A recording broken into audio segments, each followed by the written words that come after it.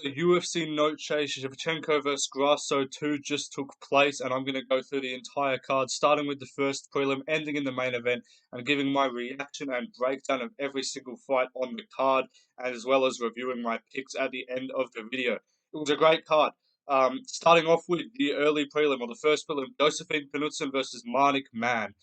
This was not the most eventful fight. Josefine Knutsson is basically the strawweight version of Bilal Muhammad. Is the simplest way I could describe it to you.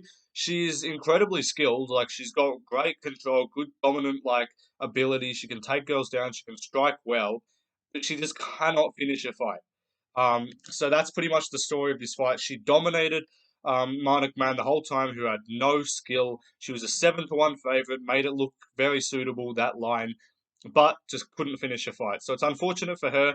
She's got to learn how to kind of just put some intent, put some anger behind it, get that ground and pounds going. She had a moment at the end of the second where she was pretty close to maybe getting a finish, but ultimately, yeah, really good performance. She can definitely be a top 15 fighter in the future, but she's just got to put a bit of sting in her shots, and put a bit of effort into finishing the fight instead of just controlling. Like, she could probably win a decision over a top 15 fighter right now, but it's like when the level of competition is lower, you're meant to be finishing them, and she just isn't. So it's tough to see, but still looks really good. So moving up the card though, Alex Reyes versus Charlie Campbell. Charlie Campbell TKO'd Alex Reyes in the first round dominantly and impressively. This was a good performance from him. Alex Reyes coming back after a really long layoff, but Charlie Campbell did what he needed to. Unlike in the Chris Duncan fight on the Contender Series where he rushed it and got himself caught and gassed out, this was a great performance from Charlie Campbell. He was patient, bided his time with the shots. Like he picked his shot selection really well, and it was an impressive performance. Just sort of sniping Alex Reyes on the outside, just landing the clean shots, looking really impressive, dropping him, picking him apart, and then eventually he found a big shot. I believe it was a right hand or maybe it was a left hook. My stream actually, my fight pass cut out when I was watching it, so I actually didn't see the finish. I saw it on a replay, but I kind of forgot what the shot was that he did land to put him away. But impressive from Charlie Campbell. He's definitely got a bright future if he can keep that sort of style going and not gas himself out, because he's clearly got power. And when he just finds the right shots, he's a really good fighter on the stand up. So I picked him to win as well. So happy with that. Started the night 2-0, but I took my first L. Tracy Cortez versus Jasmine Jasudivicius. I picked Jasmine Jasudivicius to win a split decision.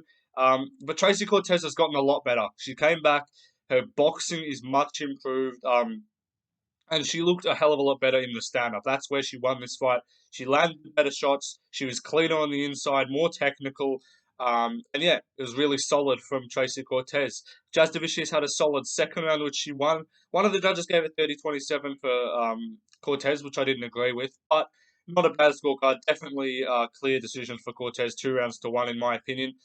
That stand-up's a lot better. So she's going to move up in the flyweight rankings and see who she fights next. Probably a top 10 opponent. But good stuff from Tracy Cortez. The next fight on the card was a bit of an unfortunate ending. Edgar Chairez versus Daniel Lacerda. This ended in a no contest because Chris Taglioni, the fucking idiot, stopped this fight when Lacerda was in a deep submission but didn't tap. His arm went limp, apparently. Like, it looks like it went limp. And then Taglioni just stopped it immediately. But he was still awake. He went limp, but he stopped it straight away. Like, you got to give the guy a chance to kind of get back into the fight. So disappointing call from the referee. No contest. Not a lot to talk about. Chairez was probably winning the fight and had him in the sub as well. So disappointing for him. Probably just rebook it on the Brazil card or sometime towards the end of the year. Neither guy took any damage. So yeah, disappointing. But moving up the card, Roman Kopylov against Josh Fremd. This was a crazily impressive performance from Roman Kopylov. He just picked apart and just brutally TKO'd Josh Fremd in the second round. And that makes his third second round KO this year. This was crazy to see. Like, he just picked him apart. This guy is so good on the feet. I'm telling you, watch out for Roman Kopylov against a lot of guys in the stand-up because he was like just super legit. Picking Fremd apart, attacking the calf really well, going up high with head kicks which were landing. He fucked up the ribs and the arms of Josh Fremd with those kicks as well. And he's one of the better kickers one of the better kickers at middleweight. I think he's definitely a top 10 striker in the division right now, and his takedown defense looked pretty solid as well. So really impressive stuff from Roman Kopylov. He actually called out Roman Dolidze on short notice after the Brunson fight fell out. So I say make that happen. Give him a shot. They put Ikram against Ikram against Nasruddin and Mavov or Paulo Costa. Like they put Abbas against Sean Strickland. Those guys don't were coming off one fight. Roman Kopylov is proven to be one of the better, or if not the best, unranked fighter in the UFC right now, maybe behind Bo Nickel. So give him a shot. If he wants to fight Roman Dolidze, I say make it happen. Battle of the Romans, um see who's the better Roman. And I think he's definitely got a bright future in the sport. After starting his career a little bit rough, he came back and he's got really dangerous kicks. Like I'm a big fan of Roman Kopylov and look forward to seeing what he can do next. But moving on to the prelim headliner, Lupita Godinez versus Elise Reed. This was just dominant from Lupita Godinez. She won every second of this fight, floored Elise Reed badly in the first round with a massive shot. Dropped her, had her in an armbar, which looked like in for like half a minute almost. And then eventually in the second round, dominated again, was just slamming her, taking her down all over the place, and just dominated this fight. Eventually got the rear naked choke in the second round. Really dominant performance from Lupita Godinez. I don't know if she's in the rankings, but she definitely should be after that. What division is she in? Is she bantamweight? Oh no, wait, hang on. I think that's a straw. She's strawweight, so she should definitely look for a top 15 opponent. Impressive win from her, and I look forward to seeing her again next. See, this is what Josefine Knutsson's got to do. Just put that like boost behind everything. Go for those extra hard takedowns. Slam your opponents. Put some shots. Put some power into the punches. But moving on up to the main card. Fernando Padilla against Kyle Nelson. This one was disappointing. Like Fernando Padilla came in off an impressive debut performance when he TKO'd Julian Erosa. Everyone's like, this is great. Like this guy looks pretty promising. He could do something in the division. But he came in here and just kind of didn't look that good against Kyle Nelson. He got outpointed. He lost. One of the judges gave it 30. It was unanimous. I think the judge gave it 30-27 for Nelson, which I don't agree with. I thought there was an argument for Padilla, not a robbery by any means, but I don't know. This was just he's got a 76-inch reach advantage or 76-inch reach at featherweight, had a massive reach advantage, and he just couldn't do anything with it. He was in close with Kyle Nelson, and it just wasn't working for him. But yeah, good stuff from Kyle Nelson. He's put together a little bit of a streak. He had that fight with Dooku Choi, and then he beat Blake Builder, and now this. So good stuff from Kyle Nelson. But moving on, Daniel Zellhuber against Christos Giagos.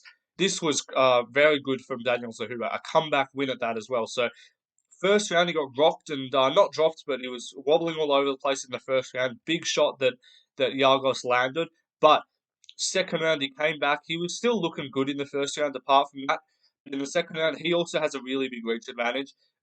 He's 77 inches of reach, so he was using that well, landing some good shots. I forget exactly what happened, but I think he might have rocked Christos Giagos. I believe he did in the second round, and then ended up getting a submission. He got an anaconda and tapped out Christos Giagos in round two. So really impressive stuff from Daniel Zellhuber. Look forward to seeing him next as well. He's a pretty promising guy at lightweight, so good stuff from him. But moving on, Raul Rosas Jr. against Terrance Mitchell. This was probably one of the highlights of the card. Raul Rosas Jr. got a KO win or TKO win in the first round. He absolutely stiffed Terrance Mitchell with a big right hand, dropped him, and then finished him with strikes. Crazy to see from him. Not a lot to talk about. Mitchell was kind of just throwing wild everywhere, Didn't look technical. I'm like, what's this guy doing? But I thought Rosas was going to get like caught as well because he was like kind of swinging back. So I'm like, just chill here. But he landed a massive shot, put him down. So he's got power.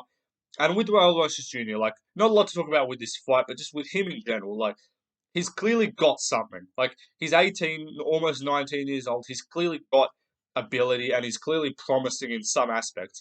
Whether he's going to be a champion, probably not. Top 5, maybe. Top 10, possibly. Like, he could definitely get to these points, but right now it's just his kind of role is just to be an exciting young guy that is just you're gonna watch every time. Like whether they do him on fight nights, in arenas, or if they do them on pay-per-view, like prelims maybe. I don't want to get this guy back on pay-per-view. I don't think that's necessary.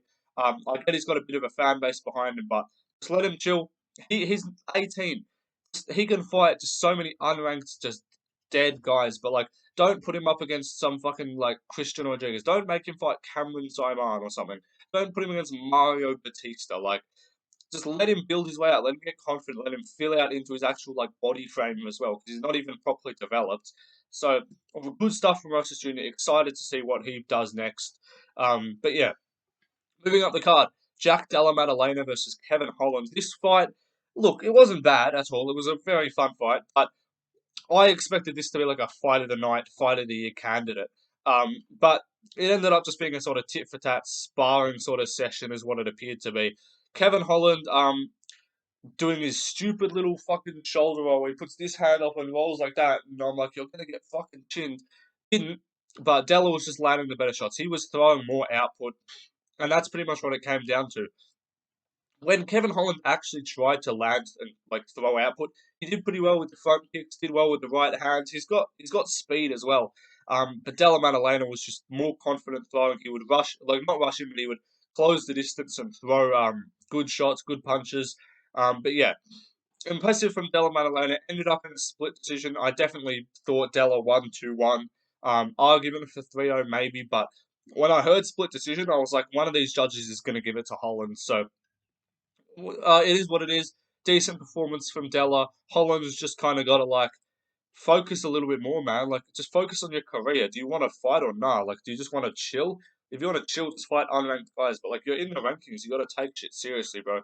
But anyway, good stuff from Kevin Holland. So good stuff from Della Maddalena. He should fight a top 10 guy next. I want to see him versus either Vicente Luque or Jeff Neal is the fights I want to see for Della Maddalena.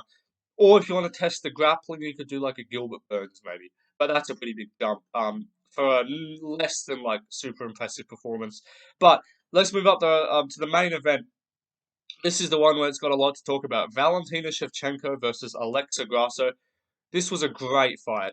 There's not a lot of women's fights that end up being actually super barn burner entertaining, but this was actually one of them. Look, no, was it barn burner? No, but it was just back and forth. Like, first round, clear Shevchenko. Second round, clear Grasso. Third round, clear Shevchenko. Fourth round, 50-50. And then fifth round was clearly Grasso. Mike Bell scored this fucking fight 47-47, and he gave the 10-8 in the fifth to Alexa Grasso. I don't know how you can do that. Like, to me, that's baffling. She had the rear naked attempt, but apart from that, like, Valentina was winning the fifth round, and then she tripped and ended up on her back, and I was like, no way, Grasso's going to get another sub, like a late sub, that's crazy. Survived. So clearly fifth round Grasso, absolutely. No, I'm not saying Shevchenko won the fifth round, but 10-9. No fucking 10-8. She wasn't like, she was landing some good ground and pounds, but like at no point was Valentina like seconds away from losing.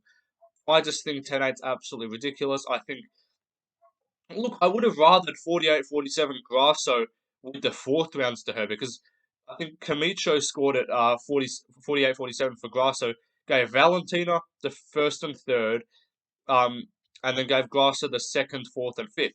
I don't hate that scorecard, but it's weird when it's like 10-8. Like, 10-8 is worse than 3-2 Grasso. Like, 47-47 with a 10-8 for Grasso is a worse scorecard than just a normal Grasso scorecard with 10-9. Like, so absolutely terrible judging. I would have liked to see a winner, but they'll run it back like with a draw, 1-1-0-1. So Valentina wins, then it's going to be 1-1-1, and they're going to do a fucking quadrilogy. We're going to see the female Figgy versus Moreno right here. But anyway, this was a great fight. You know, like, first round Valentina won, clearly had the grappling, outstruck her. Second round Grasso dropped her. It was crazy. Thought it was going to get finished. Third round Valentina took her down. Had a pretty close, I think it was a mounted guillotine. Fourth round was 50-50. Grasso landed some good shots. Valentina landed some good shots. Grasso had a heel hook at the end of the fifth, or at the end of the fourth. So I was like, maybe they give it to her. Then fifth round, Valentina was winning, slipped over almost. I was like, no way, there's going to be another moment here. But yeah, really good stuff from both. Probably going to see it ran back on the card. I went 6-4 and then 2, or 6-3 and then 2 draws. So 7 out of 11 total. See you guys. Peace.